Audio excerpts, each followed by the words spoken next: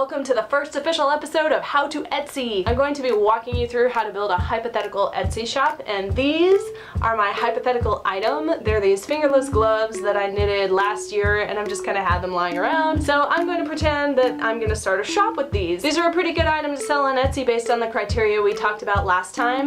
They're quick to make. I can make a pair of these in 2 or 3 hours if I just sit down and knock them out. In this hypothetical situation, I really like making them. I've made a whole bunch for my friends and family for gifts. I can use different yarn and create variations on this pattern without having to do a whole lot of different work myself. And there's something people actually want. Friends are like, oh, can you make me some? And people are selling them on Etsy, so I know people will actually buy them. Have I waved my hands in front of my face enough? So before I dive into actually setting up a listing for these, I'm gonna need to have 3 things. How much I'm gonna charge, how much to ask for shipping, and I need to take some really cool pictures. So for today, we're just gonna cover that first topic, pricing. How to Etsy, bloop, bloop, bloop. So if you're considering selling on Etsy, you have probably already heard a whole bunch of pricing advice, and you are probably overwhelmed by it because pricing is a really difficult thing to figure out. But I promise you, once you have that number in your head, it's gonna be so much easier to go into the listing and just fill everything out without getting to these boxes and being like, oh, I don't know what to charge, I don't know what to do. I personally am not a big fan of conventional pricing advice because I feel like depending on the item, it can get really crazy. Like people will tell you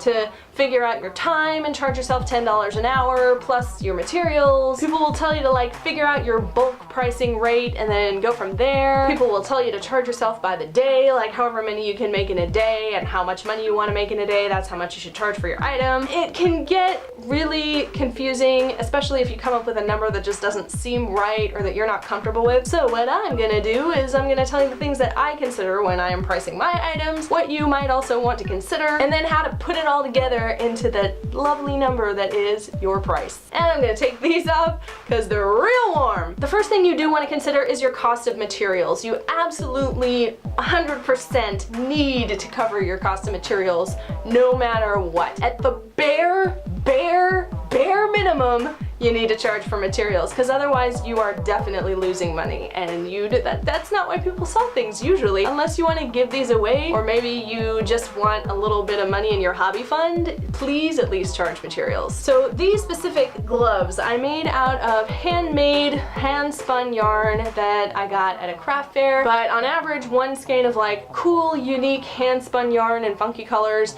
is going to run about $15 to $30. So at the bare minimum, assuming I'm just buying $15 yarn, I don't want to charge any less than $15 for these gloves.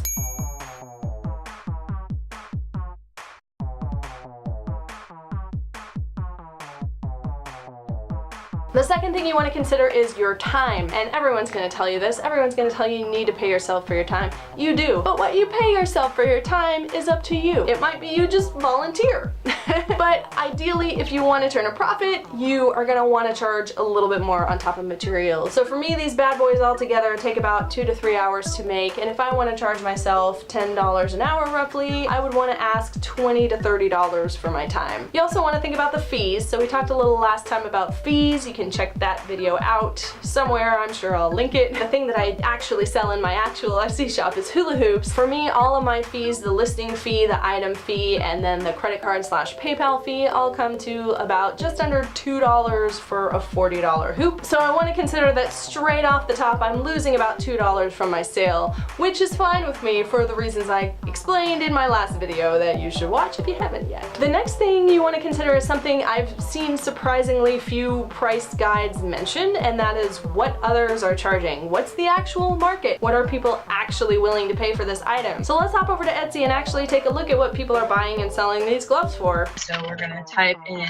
fingerless gloves, knitted, and hit enter and see what we find. And we want to find ones that are pretty similar to ours. These ones are pretty similar. They're chunky yarn. They don't have a super complicated thumb. They're charging $31 for these. No complicated thumb, pretty similar to ours. They're charging $22. So you can see up here it says sort by, and I'm gonna sort by highest price just to see who is charging the most for fingerless gloves. Okay, these are scale fingerless gloves for $1,800. This can be kind of fun because you get to see like what's the most redonkulous prices people are charging, but we're just gonna scroll through and try to find something that looks like ours. Here is a set of gloves, fingerless gloves that are pretty simple.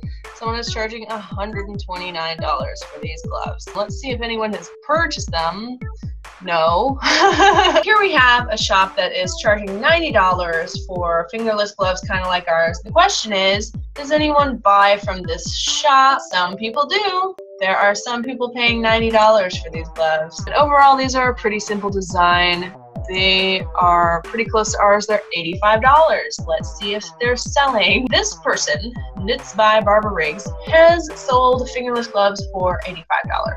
Alright, so now we're going to go back and sort by the lowest price. They're only charging $384. So you can see what we're doing here is we're kind of looking at the extremes, how much people are charging, but also how little people are charging. And you don't want to charge too much, but you also don't want to charge too little. So these ones are kind of like ours. You can see this shop doesn't have the best photography, selling for $5. Looks like she's selling them. Lots of reviews on the fingerless gloves. So this is a price point that's working for her, obviously, but how much profit is she really making off of that? Probably not a whole lot given her time, unless she just knits like a wizard. I don't know her life. What we've learned from doing this is that people on Etsy are willing to pay between $5 and $85 for fingerless gloves. So that is a big range that we have to safely play with. Okay, so by now we have like most of the pertinent numbers in our heads, but the final thing we want to consider is whether or not our price allows us to ever put the item on sale. Coupon codes are really popular on Etsy. You will want to employ them at some point to drive sales. You might want to hand out coupon codes to reward loyal customers. You want to be able to have sales to promote your shop without totally losing out on your profit. I mean, you're going to lose a little bit of profit, but that should be built into your price. So with all of this stuff in mind,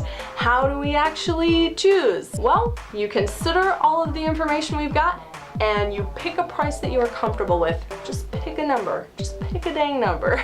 Pricing is fluid, okay? Whatever number you pick today does not have to be set in stone. You are totally more than welcome to change it. If I were going on Etsy and actually putting these gloves on sale today, what I would pick for these would be $45 based on everything we considered. I'm paying myself for my materials, I'm paying myself for my time, I'm paying myself for my fees, and I'm also keeping it within what we saw people were willing to buy. We saw that people are willing to spend up to $85 on these gloves, so I feel comfortable charging that. But I have also been selling on Etsy for about 4 years, and I know that people will pay for things. I have a better understanding of how people buy. If you're just starting out, the only experience you have is how you shop for items and how you buy, the things that you consider when you're buying an item. And if you're like me and you're kind of on the lower income spectrum, you might not want to splurge for a $45 pair of gloves. You might be a bargain hunter and look for something similar that's less pricey. It might be really scary and intimidating to be like, here is a thing that's super easy for me to make, please pay me $45 for it. So you don't have to price your gloves at $45. You could price them at $30, you could price them at $15, the cost of materials, whatever you feel comfortable with. I say that with the caveat that as you do this, you will most likely begin to feel more comfortable asking more. I would encourage you to kind of step outside your comfort zone and try asking more just to see what happens. There are people in higher income brackets that really like having handmade goods and they don't have the crafty skills that we have and they just want to buy something cute, and if they like your thing, they're gonna pay whatever you ask for your thing. No matter what you charge, you're gonna have customers complaining that you're charging too much and you're gonna have crafters complaining that you're not charging enough. You've just gotta charge what you're gonna charge and stand by it. I will throw one thing out there though, one thing to keep in mind. If nobody is telling you your prices are too high,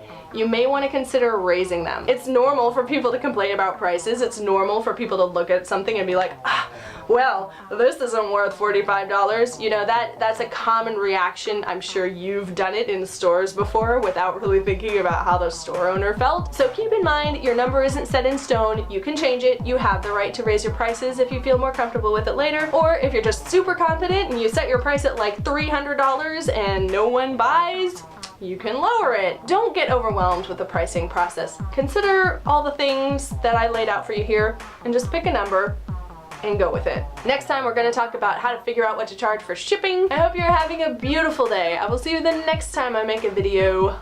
Goodbye.